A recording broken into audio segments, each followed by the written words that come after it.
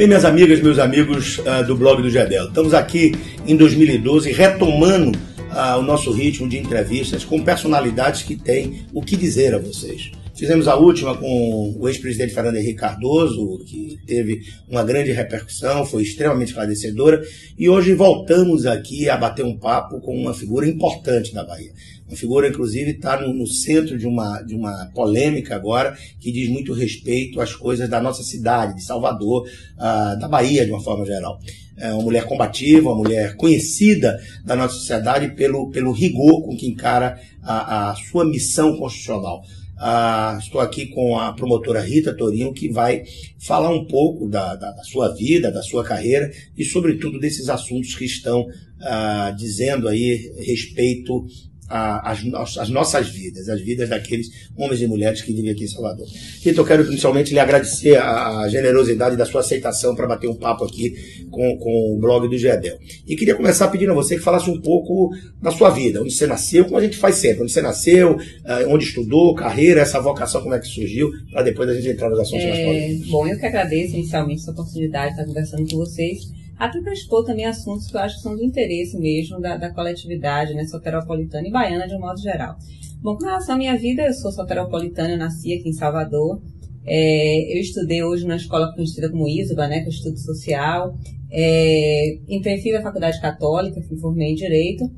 E logo após terminar a faculdade, eu ingressei no Ministério Público. Com um ano de formada, eu ingressei no Ministério Público.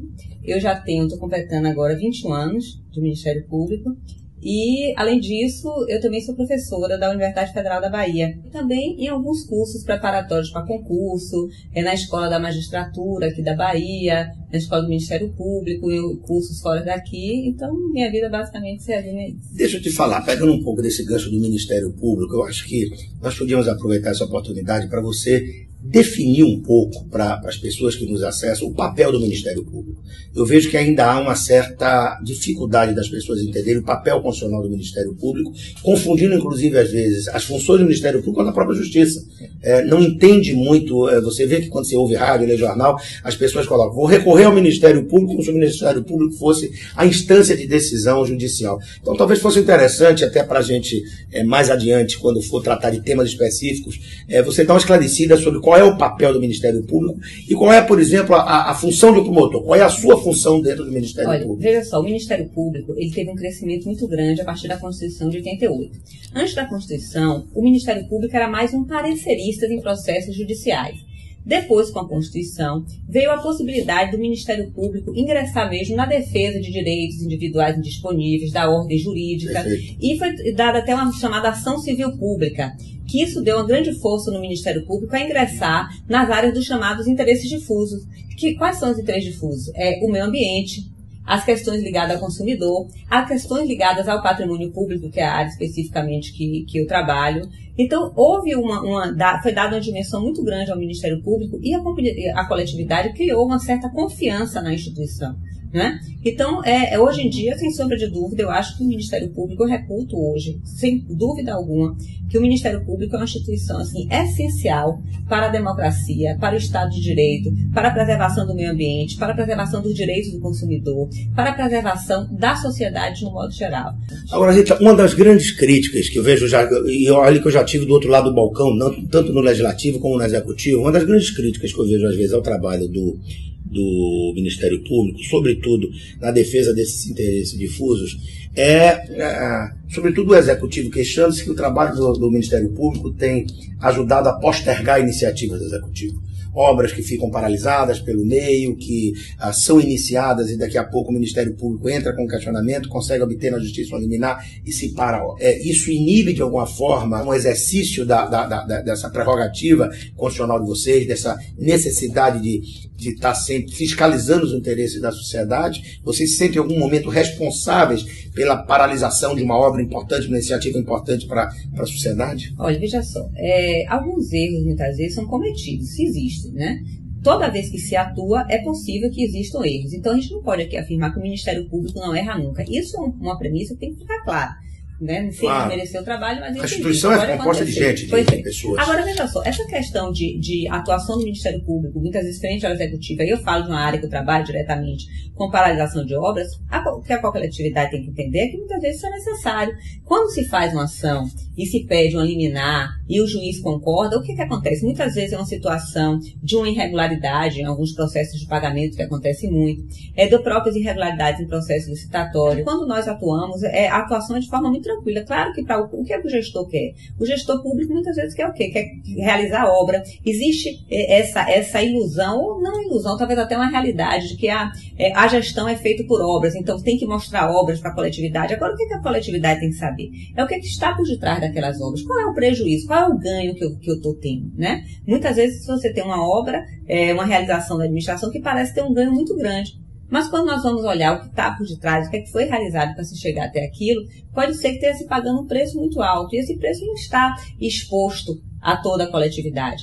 Agora vamos botar um pouquinho de pimenta nessa conversa para a gente não ficar assim com uma coisa muito técnica. Como o Ministério Público da Bahia, a última escolha do Procurador-Geral, do Procurador-Chefe do Ministério Público, Procurador-Geral, ela se deu numa lista tríplice onde o escolhido foi o menos votado entre seus pares. Né? O governador, exercendo uma prerrogativa legal, constitucional, escolheu o menos votado. A partir daí, passa o sentimento em alguns setores da sociedade, entre os quais eu me incluo como blogueiro aqui, não estou nem falando como militante da política, de que o Ministério Público da Bahia perdeu um pouco da sua combatividade em relação às questões que envolvem o governo do Estado. Eu vejo, constato, por exemplo, que a sua área do patrimônio público, se você fizer um histórico recente, depois que esse procurador foi escolhido, tem sido pouco demandada. É essa sensação que nos passa nas causas que diz respeito ao Estado da Bahia. Qual é a visão que você tem disso? Você pode se manifestar? Você acha que essa é uma constatação verdadeira? Não é? Enfim, como é que ficou o clima dentro do MP da Bahia depois dessa quebra de tradição e da escolha do menos votado de uma lista tríplice para chefiar o Ministério Público? Veja só, eu além de, como eu falei, ser membro do Ministério Público, sou professor de Direito Administrativo. E nós sabemos que isso é uma prerrogativa que está na Constituição, claro, certo? Existe uma lista tríplice que é colocada, e aí não há uma obrigatoriedade já exposta pela própria Carta, né, de livre escolha dos três mais votados. Né? Então, na verdade, o governador escolheu o menos votado, ele estava exercendo uma prerrogativa que lhe cabia. Porque se eu fosse a obrigação de votar no mais votado, que na verdade seria o ideal, isso não estaria, né, previsto na própria Constituição Federal. Claro que o ideal seria que a própria escolha do representante do Ministério Público ficasse a cargo dos próprios membros do Ministério Público, né, que não fosse necessário se referendar através de uma lista encaminhada ao governador do Estado para que escolhesse um. Mas isso não é só com relação ao Ministério Público Estadual, isso ocorre, né? Claro, Ministério Federal, o Poder Judiciário também tem essa mesma situação. Então, com relação a essa questão, eu acho que é muito tranquilo. Houve um descontentamento de muitos no Ministério Público? Sim, porque como normalmente o mais votado, ele tem um apoio de uma maioria. Mas eu não vejo isso como, digamos assim, uma quebra de princípio, eu não vejo dessa forma, acho que é uma prerrogativa constitucional. Com relação às nossas atuações, no caso de ações com relação ao governo, muitas pessoas já me questionaram isso. Você não tem essa impressão de que diminuiu a demanda do governo? Bom, houve uma diminuição, no meu caso, sim, porque o que acontece? Eu tinha delegações, na época eu trabalhava com este procurador-geral, eu era coordenadora do GEPAM, e eu tinha muitos atos de delegações, né, de delegação para atuar, porque é bom que fique bem claro, a atuação do governador do Estado, em questões que envolvem governador e secretário, não cabe ao promotor de execução. Ok? Quer dizer, não é o promotor de justiça, é do Procurador-Geral de Justiça. Então, na gestão passada, existiam mais atos de delegação do que existem agora. Agora, o que eu posso dizer é que eu não vejo uma queda do meu trabalho frente ao Estado. Eu posso dar dois grandes exemplos aqui. Por exemplo, o estádio da Fonte Nova. O estádio da Fonte Nova, a atuação do Ministério Público Estadual com o Ministério Público Federal ocorreu agora, na gestão do atual Procurador de Justiça, de Dr. Wellington. E o que aconteceu? Nós conseguimos redução, né, uma redução de 150 milhões nesse contrato e nós estamos ainda nessa atuação. E posso garantir a todos que estão assistindo que, em momento algum, o Procurador-Geral de Justiça me ligou para pedir que não agisse de tal ou qual forma. Recentemente também, agora há uns 2 meses atrás, nós entramos com 2 grandes ações. Uma com relação ao concurso de delegado da Polícia Civil, que nós conseguimos até uma liminar, e também com relação ao PST, que é uma contratação absurda que existe no âmbito da Secretaria de Educação, e nós ingressamos com uma ação muito grande também, que teve uma repercussão muito grande também na imprensa. Então, na verdade, nós continuamos atuando. Eu tenho ainda alguns procedimentos com relação ao Estado.